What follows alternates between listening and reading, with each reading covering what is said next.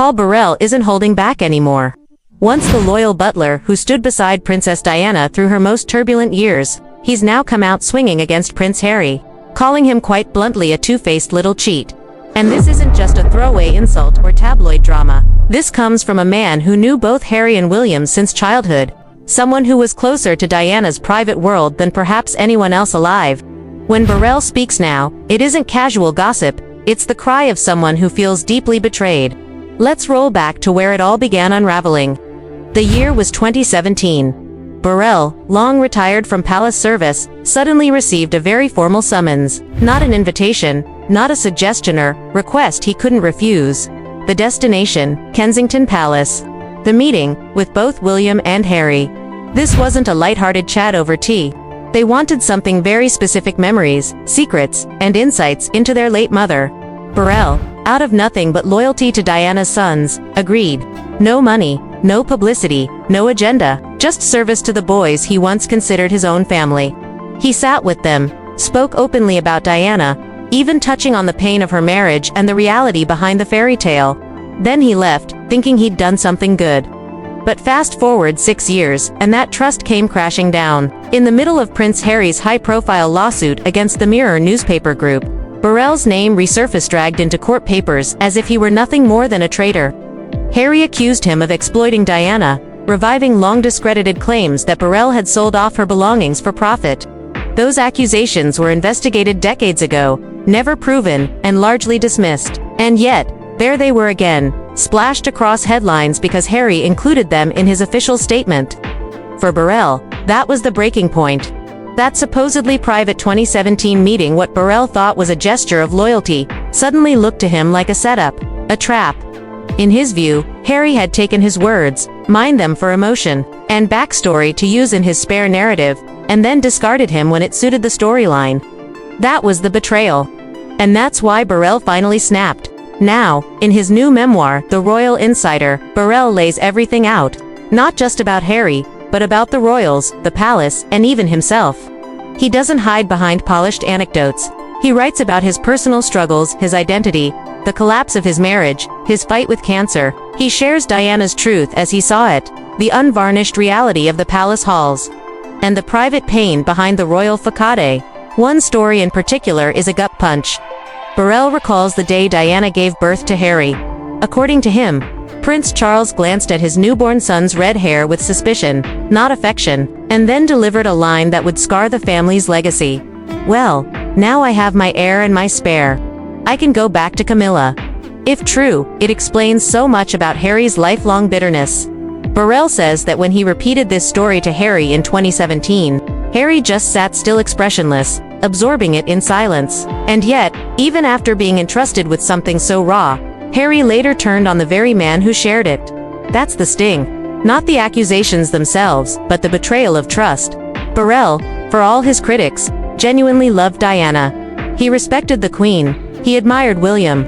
And yes, he cared deeply for Harry until Harry became someone he no longer recognizes. Burrell's criticisms aren't just personal digs. They come from someone who spent decades behind palace walls. He wasn't just polishing silver or pouring tea. He was there for the breakdowns, the private confessions, the laughter, and the tears that never reached the cameras. When he calls Harry out, it isn't for headlines. It's because he feels erased by a man he once defended. The memoir doesn't just target Harry. It lifts the curtain on palace life itself: contradictions, quiet scandals, and human struggles. Burrell describes dignity on the outside, chaos behind closed doors, staff sneaking alcohol in teapots, code words whispered for late-night indiscretions, a culture of silence where loyalty was rewarded unless you broke it, and then you were cast out. Perhaps the most heartbreaking revelation is about Queen Elizabeth herself. Burrell claims that after Prince Philip's passing, the Queen was privately diagnosed with bone marrow cancer. She faced it, not with drama, but with determination. She asked her doctors only one thing: could she live long enough to see her platinum jubilee? And so she did. She gave up alcohol, adjusted her diet, and pushed herself forward, not for her own sake, but for her people. Contrast that quiet stoicism with Harry, who at the same time was in California, filming Netflix specials and hurling PR grenades at his own family. For Burrell, the divide could not be clearer. The old guard carried their burdens silently. while Harry turned family turmoil into content. Burrell doesn't deny the dysfunction of the royals. He acknowledges Charles's coldness toward Diana, repeating her claim that he once told her, "I never loved you. I only married you to have children." But here's where Burrell draws the line. Exposing pain is one thing, exploiting it is another. And in his eyes, Harry crossed that line.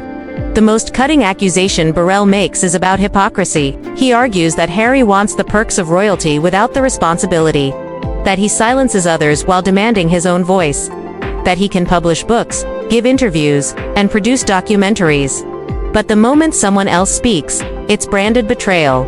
Burrell's response: if Harry has the right to tell his story, then so does everyone else who is there. What makes this sting even more is Burrell's personal bond with the monarchy. At one point, he recalls how the Queen encouraged him to marry a woman during his service years, a subtle way of protecting him at a time when being openly gay could have destroyed his career. To him, the royal family wasn't a cold machine, it was a flawed family that also showed him kindness. That's why Harry's attack cuts so deep. It felt like all those years of loyalty had been erased with one line in a witness statement. Burrell insists that Harry had everything: privilege, freedom, wealth, and zero pressure to be king. He could have been a bridge between tradition and progress. Instead, Burrell says, Harry became the wrecking ball, turning his platform into a weapon against the very people who raised him. The 2023 legal drama was the breaking point. For Burrell, Harry's decision to resurrect accusations from decades ago wasn't just cruel, it was calculated. It confirmed the suspicion that Harry had twisted moments of trust into ammunition. That realization is what pushed Burrell to finally write his book, not for revenge, but for defense. And yet, beneath the sharp words lies grief. Grief for Diana. Grief for the monarchy. Grief for the Harry he once knew, the young prince who laughed with staff, who charmed the crowds, who carried himself with a carefree ease while William bore the crown's burden. That Harry, Burrell believes, is gone. In his place stands a man consumed by resentment and control. Burrell says Harry has turned his life into a one-man production, where he's the writer, the director, and the star, and no one else is allowed to challenge the script. That's why Burrell finally picked up his pen. To push back against being erased, to ensure Diana's memory wasn't monopolized by Harry's version alone. The Royal Insider isn't just scandal and score-settling. It's filled with touching, even humorous, glimpses of the royals as real people. The Queen nibbling secretly at her favorite Easter egg while traveling, palace staff sneaking into each other's rooms after too many drinks. These details don't exist to shock, they humanize. They show that the royal household is both fairy tale and pressure cooker, dignity and dysfunction. And in the middle of it all is Paul Burrell, loyal, flawed, emotional, but determined not to be written out of history. He loved Diana. He respected the Queen. He served William and Harry like they were his own. But when Harry turned on him, he realized silence was no longer loyalty, it was erasure. And so, he chose to speak.